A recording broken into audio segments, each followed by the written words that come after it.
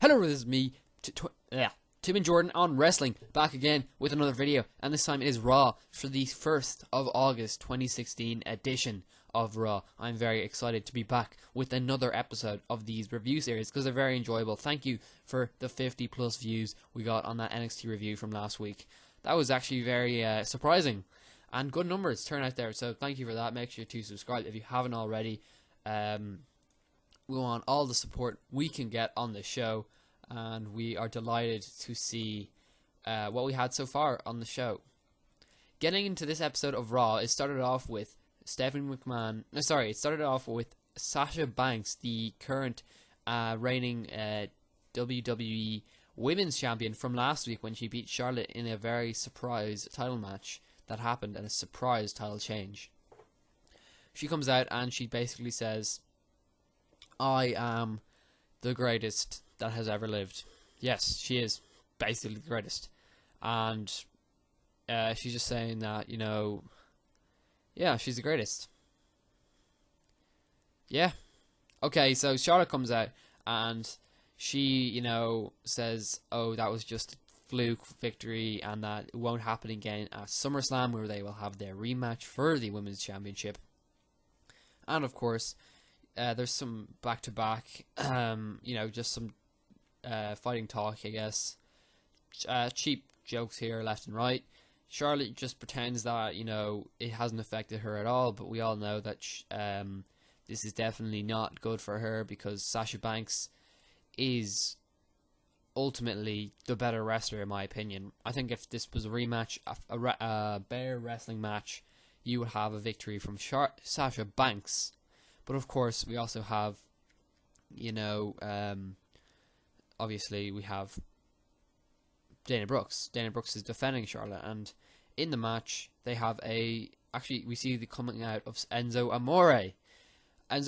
And then we have Chris Jericho coming out, and they have a bit of back-to-back. They both take sides, and Mick Foley declares there will be a first ever mixed gender match on the new era. So they have this match. After the match happens, we get Enzo Amore, challenging on Chris Jericho, saying that he, are you a hater? Are you a hater? And then, I guess Chris Jericho calling Enzo a hobbit. They get a match on a mixed tag match, and we see Charlotte win with natural selection after, Chris Jericho distracts Sasha Banks. Sasha Banks slaps Chris Jericho and then loses the match. Yeah, after the match, it ends, and Dana Brooke quickly grabs Charlotte, holds up her hand and says, oh, here's the victor. So, of course, there's a little bit of backing there. Obviously, when I said pure wrestling, that Sasha Banks will win, Charlotte here obviously has Dana Brooke on her side, and now Chris Jericho. So we're going to see what happens from here. We actually saw Big Cass come out for once, because it was kind of weird to see Enzo on his own. Big Cass comes out moments later after the match and just basically shoos away Chris Jericho, because I love what they're doing with Big Cass in the moment. He's a very formidable opponent, and out there on the ring, he is just a boss when it comes to just defeating everybody out of the ring, basically. And yeah, so yeah, I think that's pretty funny anyways. So anyways, back to the show, because I should be talking about the show anyways. Here we go.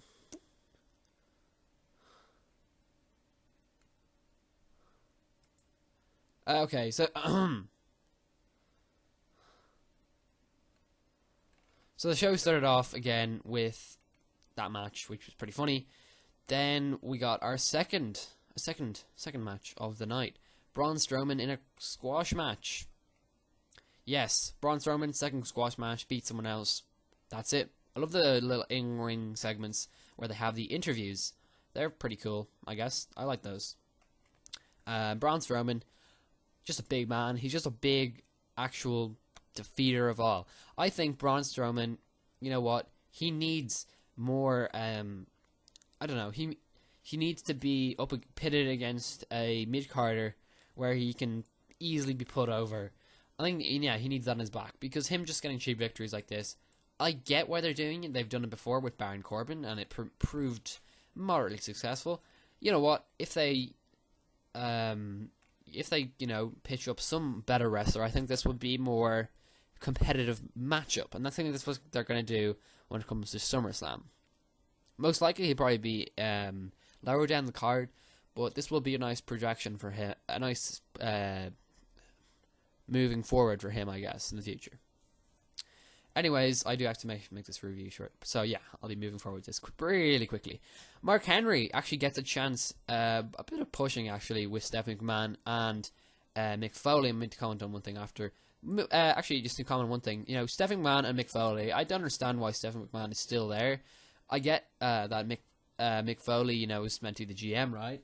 We did pitch last week that they need to, get rid of Stephanie McMahon all the time being at the ring.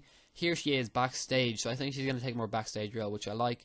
But actually, at the end of the show, she did come out, so maybe for special moments, you'll come out to the ring, and then just, most of the time she'll just be an overseer backstage. But she does actually take part in most of the segments of the show, which is surprising. I thought it was going to be mostly Mick Foley.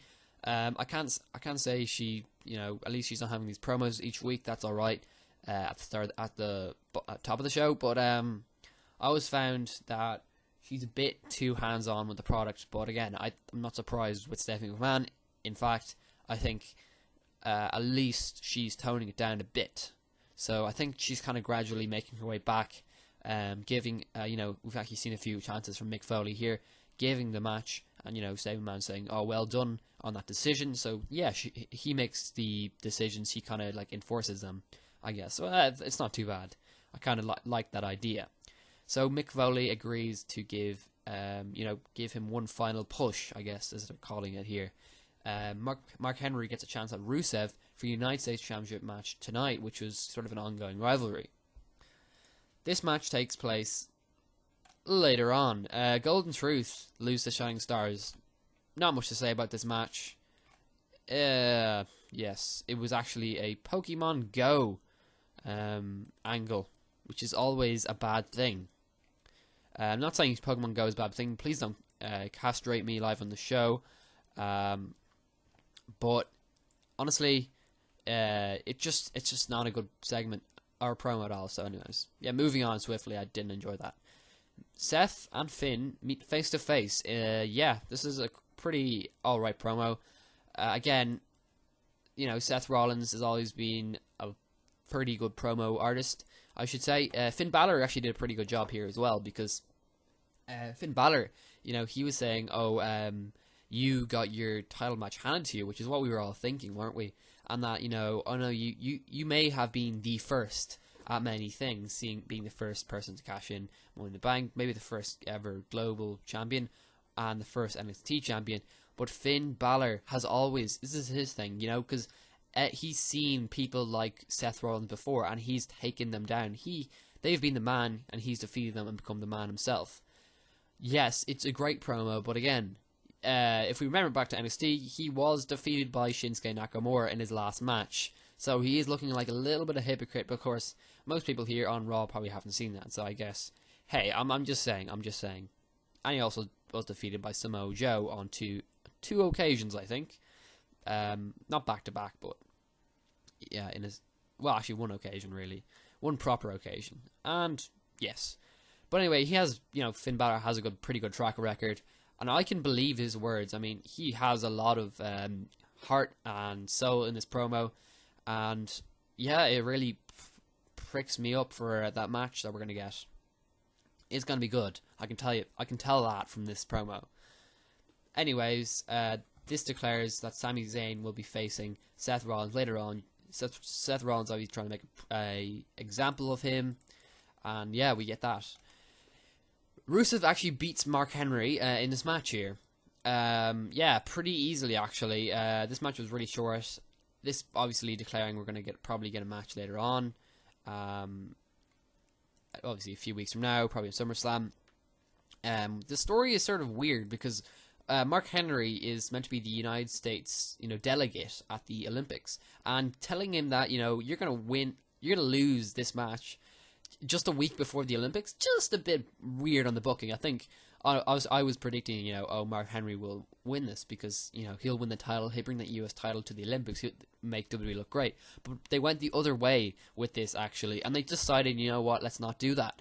It's a bit weird, a bit wonky booking. I don't think they should have brought up the fact that he was the US delegate, because that just makes them look stupid, doesn't it?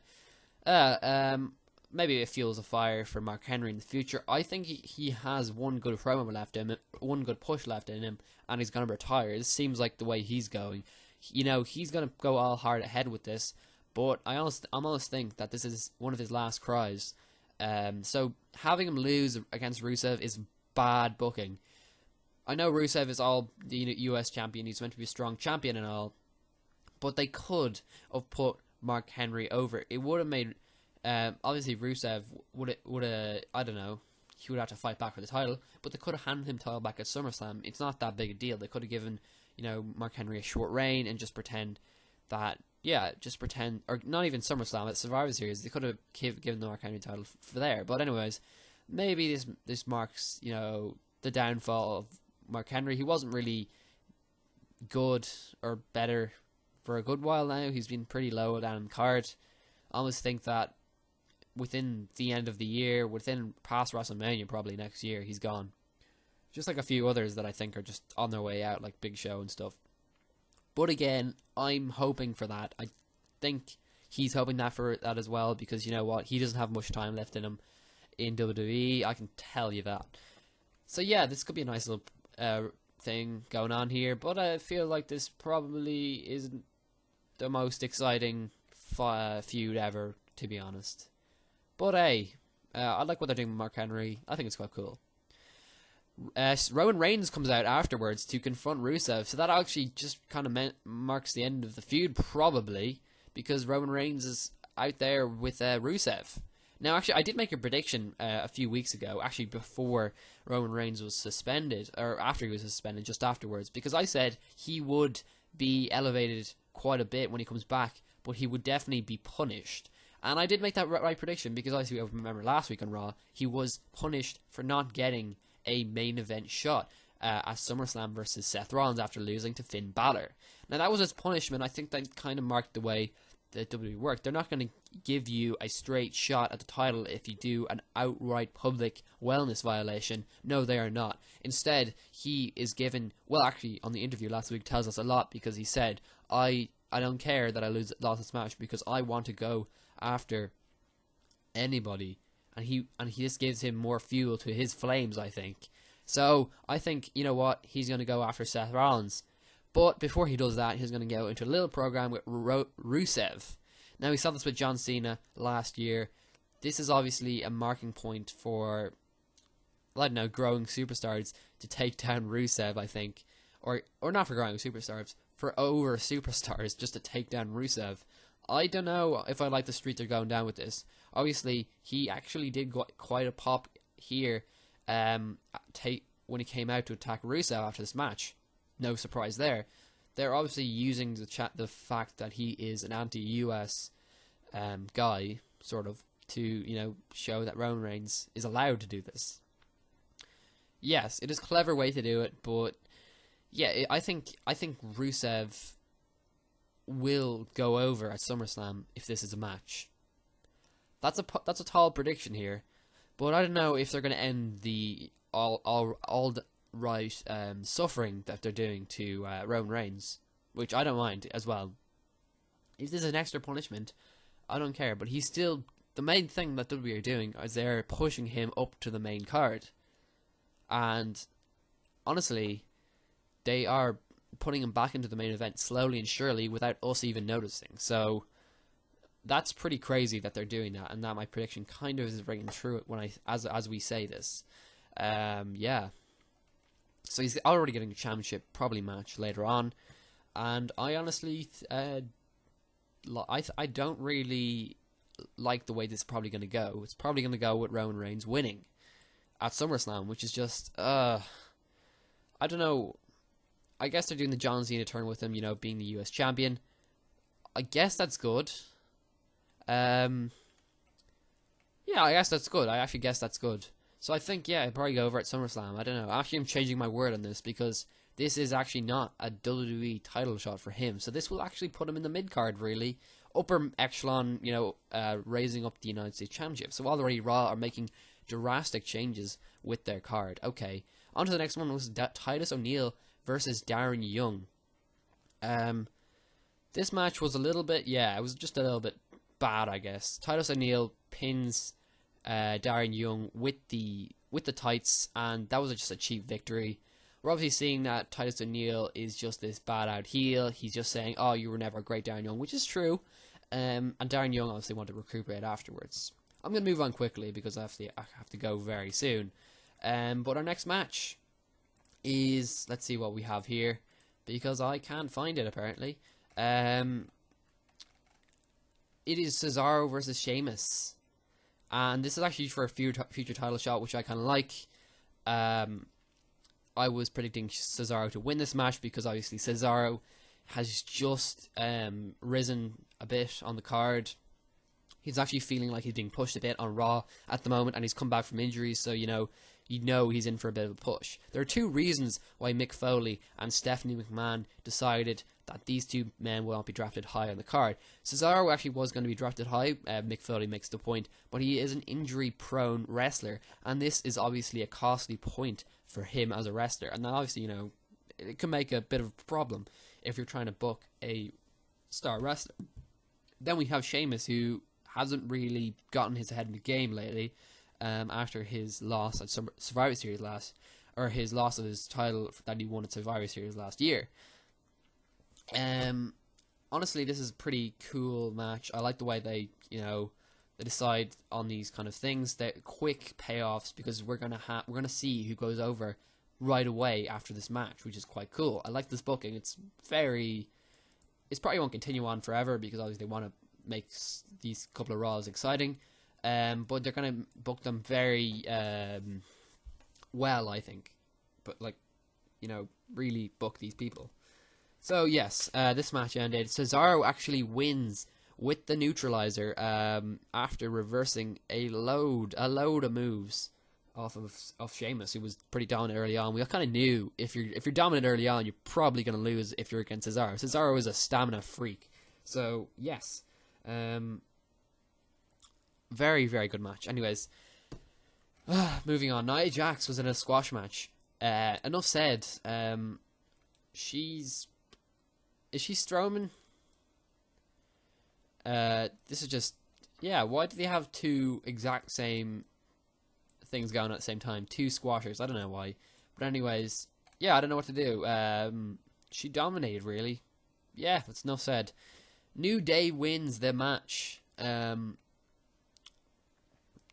guess this one was a quick little one here. New Day saying, before the match, they were talking about the Budio cereal, because that's available now. Actually is available, guys. Go get it now. I think you can pre-order online or something. That's really cool. I actually kind of wanted to get it myself. I think my family wouldn't agree to me. But hey, if I get a credit card, soon, this year maybe, possibly will get it. So yeah, that was kind of cool, actually. This was a decent promo. I think it was better than last week, actually. Sort of better, but because the last week was just kind of pulled out a bit. This was nice and brief. Then we saw the Bullet Club come out, or Bullet Club, the club. Sorry, I'm confusing two different factions here, and they get the win. Big Langston, while the others are distracted, he got the roll-up pin. So obviously this is a nice new feud after the Whites were against New Day. I think this one works a bit more. I think this one will be a pretty good rivalry.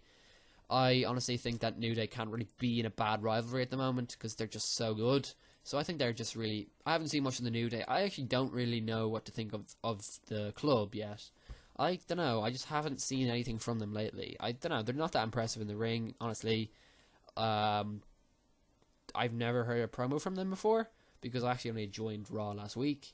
So I don't know what to say. I don't really have a legit thing to say about this rivalry yet. I hope to, but in time we'll see how it goes. Sheamus versus Cesaro actually commented on that match already. But anyways, Heath Slater coming out in the next in the next promo saying, "Oh look, welcome back Jinder Mahal. He's back for the band, the TMB." And already I knew this is not going to be a permanent faction. If you call it 2MB, it just sounds like shit. Anyways, I knew this was going to be over pretty soon. So yes, what happens was Mick Foley says there is one spot left on the Raw roster, and obviously 2 of them, so they have to fight for it. Jinder Mahal comes up behind Heath Slater, who's trying to argue with Mick Foley, and gets the kick to a pin to win the spot on the title. So that means Jinder Mahal is our new member of the Raw roster. This probably means that Heath Slater is going to go to SmackDown to try argue his case, and they're probably going to say, no. And then Heath Slater's going to be back in Raw, and it's just going to be ongoing, I'd say, for a couple more weeks, as long as WWE can pull us on this really just iffy promo work from Heath Slater. Who's I feel for the guy, but yeah, I've actually watched a few of his game nights, and they're pretty good on YouTube. Check them out on WWE game night. They're actually pretty good. So I mean, I don't think he's quitting WWE because he still has that cool little series going on. Yeah, I think he could take more of a Miz role on the show. I think they should probably make him, have promos and stuff like this all the time because, yeah, he's not too bad at it. So, hey, we'll see how it goes. And make him more comedic, which, truth to be told, they're probably going to do that. WWE are probably going to make him a comedy act. I don't know. Or some sort of talker, I guess. Owens takes Jericho's back in a backstage promo.